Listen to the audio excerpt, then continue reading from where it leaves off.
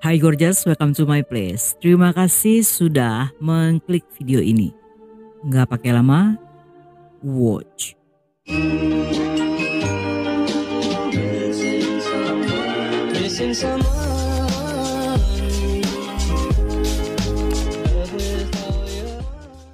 Pada 17 Maret 2010 sekitar jam 6 pagi, seorang petugas kebersihan yang bertugas di komunitas Nanhuan Provinsi Jiangsu sedang bersiap-siap untuk memulai pekerjaan mereka.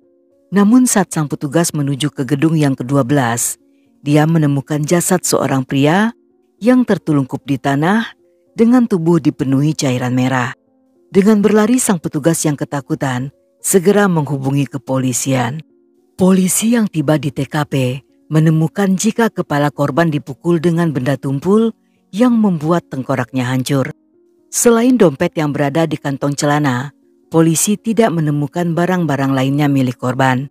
Karena tidak ada barang yang hilang serta uang dalam kondisi utuh, polisi pun berasumsi jika kasus tersebut bukanlah perampokan. Setelah menanyai beberapa warga, polisi berhasil mengidentifikasi korban yang bernama Zupeng. Pria berusia 24 tahun itu diketahui baru menikah 5 bulan yang lalu. Dia pindah ke rumah tersebut yang dipersiapkan oleh orang tuanya sebagai hadiah pernikahan. Dan karena baru pindah, sehingga Zupeng tidak terlalu dikenal oleh warga sekitar. Untuk mengetahui apa yang terjadi di hari itu, polisi menanyai istri Zupeng yang bernama Liu. Menurut wanita itu, pada dini hari ketika tiba-tiba mengalami sakit perut, dia meminta sang suami untuk mengantar ke rumah sakit. Namun karena Zupeng menolak untuk mengantar, sehingga mereka pun sempat bertengkar. Merasa kesal dengan sang suami, Liu yang marah membanting pintu serta pergi dari sana. Dan selanjutnya, wanita itu tidak tahu apa yang telah terjadi.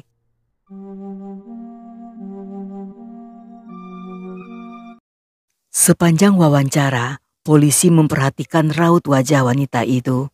Mereka mulai curiga dan merasa ada sesuatu yang tidak beres. Untuk seorang pengantin yang baru kehilangan suaminya, Liu terlihat sangat tenang, sehingga polisi sempat bertanya mengapa Liu tidak tampak bersedih. Wanita itu pun mengaku jika sejak mulai bertengkar hingga saat menjalani pemeriksaan di rumah sakit, dia sama sekali tidak pernah menangis. Namun ketika polisi mendatangi rumah sakit yang dimaksud, mereka tidak memiliki catatan medis milik Liu, yang artinya wanita itu telah berbohong tentang alibinya yang sedang menjalani pemeriksaan medis. Di saat bersamaan, salah seorang tetangga memberitahu polisi bahwa sekitar jam 3 dini hari, mereka mendengar 2 kali suara teriakan. Tetapi karena dalam kondisi setengah tidur, sang tetangga yang mengira jika dirinya sedang bermimpi, memutuskan untuk kembali melanjutkan tidur. Selain si tetangga, seorang penjaga keamanan taman juga membenarkan hal itu. Dia bahkan sempat melihat Liu yang keluar meninggalkan gedung apartemen pada jam 3 pagi. Dengan adanya kesaksian tersebut, polisi yang semakin yakin akan keterlibatan Liu, keesokan harinya kembali memanggil wanita itu untuk menjalani interogasi. Di awal interogasi berjalan, Liu membantah semua kecurigaan sang detektif.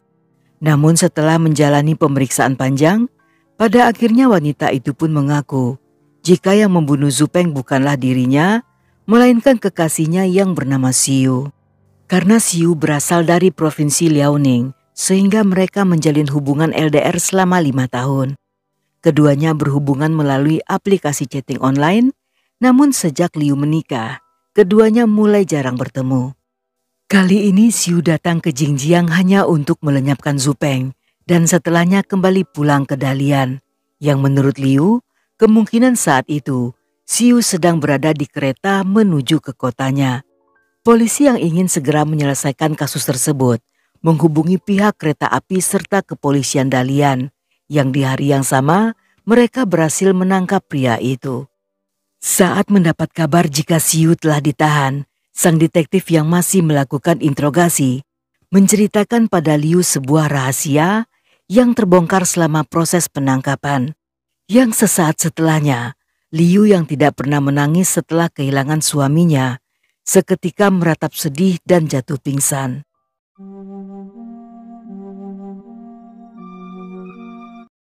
Liu yang saat itu berusia 19 tahun diterima di sebuah universitas di Yangzhou.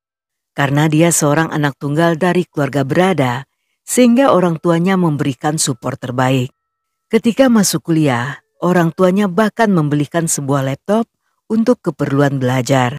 Dibanding dengan teman-temannya yang menghabiskan waktu libur dengan shopping, Liu lebih suka tinggal di kamar, yang di sana dia akan menulis blog atau ngobrol dengan orang-orang melalui aplikasi chatting bernama Kiki.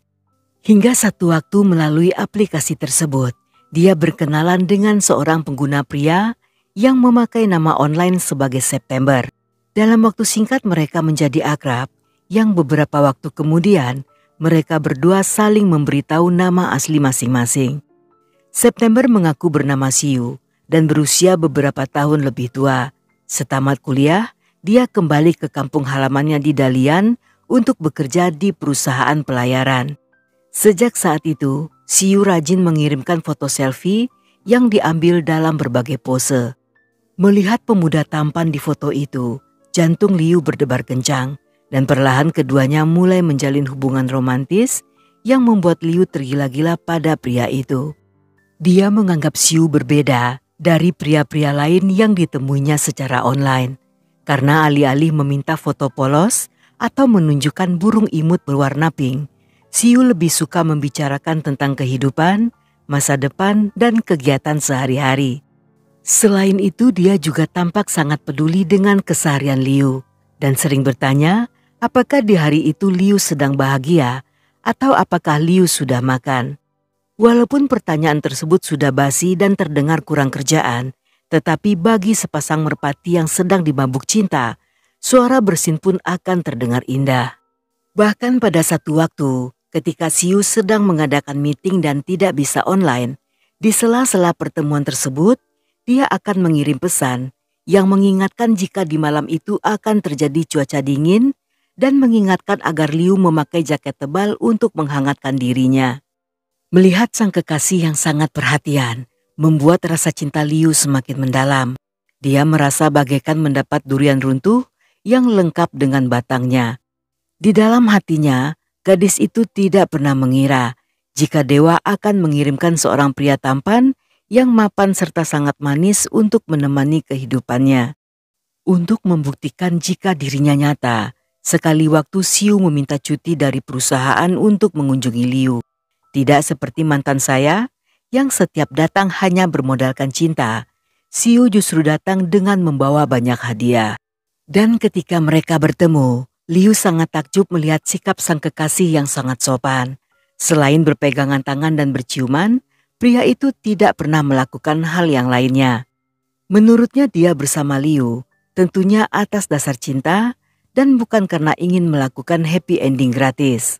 Karena baginya, cinta dan happy ending haruslah memiliki ikatan spiritual. Melihat Siu yang memiliki paket lengkap, seketika Liu merasa telah menemukan cinta sejatinya.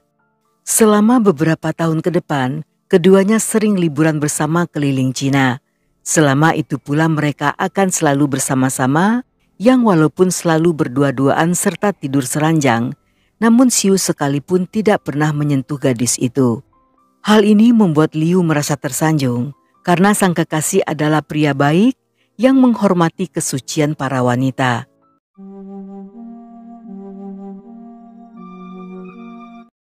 Pada musim panas 2009, ketika Liu akan lulus kuliah, orang tuanya yang masih memegang tradisi telah memikirkan tentang pernikahan.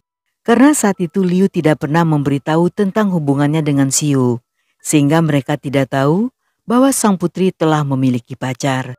Karena terus-terusan didesak untuk segera menikah, dia pun menceritakan hal tersebut pada Siu dan menyatakan keinginannya untuk menikahi pria itu. Tetapi sebelum memberikan jawaban, tiba-tiba pria itu memutuskan hubungan mereka. Dia beralasan jika menderita disfungsi seksual bawaan sejak lahir akibat infertilitas. Walaupun dia bisa mencintai secara spiritual, namun Siu tidak akan bisa memberikan nafkah batin. Mendengar hal itu, Liu yang cinta mati berkali-kali membujuk dan mengatakan tidak keberatan jika dirinya harus lumutan hingga tua nanti. Yang sayangnya bujukan itu tidak berhasil dan Siu bersikeras menolak permintaan tersebut. Dia mengaku tidak ingin hubungan mereka menjadi penyebab timbulnya masalah di antara Liu dan orang tuanya. Liu yang kecewa karena tidak berhasil mendapatkan cinta sejati, pada akhirnya harus melepaskan kisah asmara mereka dan menerima kencan buta yang telah diatur oleh keluarganya.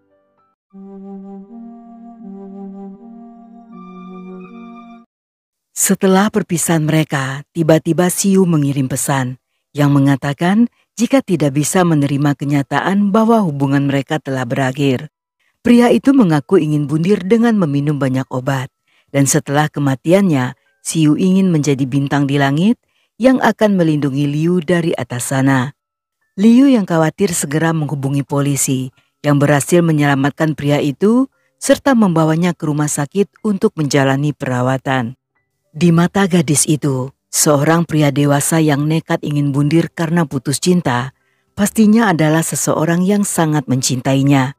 Sehingga keesokan harinya, Liu segera mendatangi rumah sakit yang berada jauh dari kotanya demi untuk memastikan jika sang mantan dalam kondisi baik-baik saja. Namun pertemuan tersebut justru kembali menghidupkan cinta mereka dan Siu pun mengatakan jika tidak bisa menikahi Liu, maka dia bersedia untuk menjadi lelaki cadangan. Setelah pertemuan tersebut, Liu yang tidak ingin menentang keinginan orang tuanya mulai sering dipertemukan dengan Zhu Peng yang merupakan calon suaminya. Walaupun tidak menyukai pria itu, namun Liu tidak berani untuk memberontak. Setelah menikah, Liu seringkali menceritakan depresinya pada Siu dan mengaku merasa terikat bersama Zhu Peng yang membuat dadanya terasa sesak. Sehingga setiap kali suaminya sedang dalam perjalanan bisnis keluar kota, Liu akan menggunakan kesempatan tersebut untuk bertemu atau menelpon Siu. Setiap kali mereka berbicara di telepon, Liu yang merasa tidak bahagia justru semakin dikompori oleh pria itu. Seolah ingin menambahkan minyak dalam bara api, dia mengatakan jika Zhu Peng tidak pernah menghargai Liu dan hanya memanfaatkannya sebagai alat untuk melahirkan keturunannya. Liu yang termakan hasutan tersebut perlahan mulai berani menentang suaminya dengan berbagai cara. Walaupun sebenarnya Zhu Peng sangat perhatian, namun Liu selalu menolak setiap ajakannya untuk bermesraan.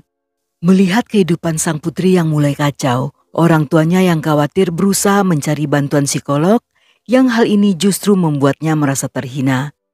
Ketika Liu menceritakannya pada Siu, pria itu menjadi sangat marah dan mengatakan jika Liu telah diremehkan oleh keluarganya. Karena setiap menit dicekoki perkataan Siu, Liu pun menjadi muak dan berharap bisa segera terbebas dari pernikahannya. Bagi keluarga Liu, perceraian merupakan hal yang tidak bisa diterima. Dan jika seandainya mengetahui sang putri ingin bercerai, mereka tentunya akan berusaha menghalangi. Sehingga satu-satunya cara agar terlepas dari pernikahan tersebut adalah dengan melenyapkan Zhu Peng. Setelah menunggu cukup lama, Liu mendesak Siu untuk segera melenyapkan suaminya. Dia bahkan mengirim uang sejumlah 11 juta yang digunakan untuk melakukan persiapan. Hingga beberapa hari kemudian, pria itu pun membawa peralatan baru yang akan digunakan dalam rencana mereka. Pada 16 Maret 2010 sekitar jam 11 malam, Liu yang tiba di sana memarkir mobil sewaannya di lantai bawah dan masuk ke dalam rumah untuk menunggu Zhu Peng pulang. Sedangkan Siu yang menunggu di dalam mobil duduk dengan tenang sambil menunggu perintah selanjutnya. Saat memasuki jam 2 pagi, Liu memulai akting dengan berpura-pura sakit perut serta meminta sang suami pergi ke apotik yang berada di lantai bawah untuk membeli obat. Zhu Peng yang merasa iba tanpa banyak bicara segera mengambil dompet dan pergi dari sana. Yang di saat itulah Siu mendapatkan pesan jika sudah saatnya untuk mulai beraksi. Zhu Peng yang baru keluar dari pintu gedung seketika pingsan saat diserang oleh Siu yang berkali-kali memukul kepalanya menggunakan palu. Dan setelah memastikan jika pria itu tewas, Siu pun segera kabur dari sana.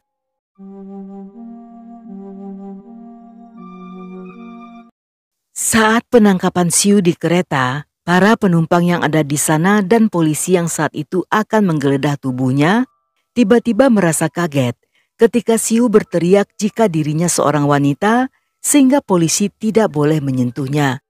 Untuk membuktikan perkataannya, mereka pun membawa Siu ke rumah sakit untuk menjalani pemeriksaan fisik. Dan para dokter serta perawat menyatakan jika Siu seorang wanita tulen yang onderdilnya masih lengkap termasuk dengan pabrik ASI-nya. Dalam interogasi, Siu yang memiliki nama asli sebagai Huyan mengaku dilahirkan dalam keluarga yang lebih menyukai anak laki-laki daripada anak perempuan.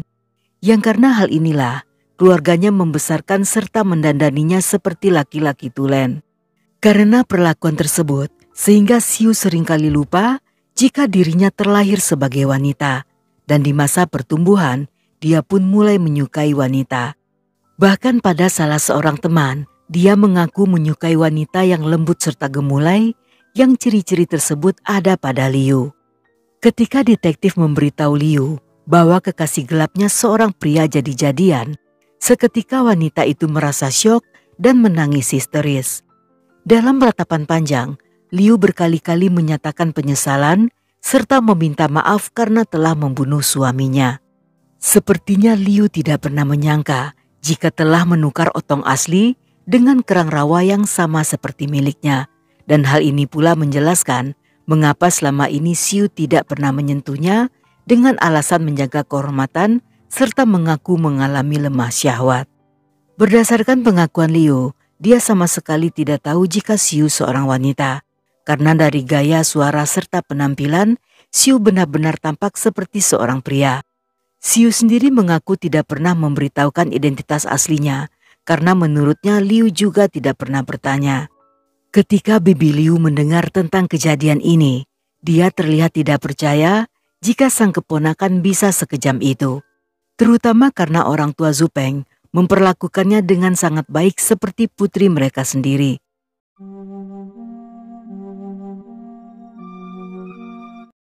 Dalam persidangan yang dilakukan di tahun yang sama, Pengadilan Menengah Rakyat Taizu mengadakan sidang terbuka untuk publik yang dihadiri oleh banyak orang.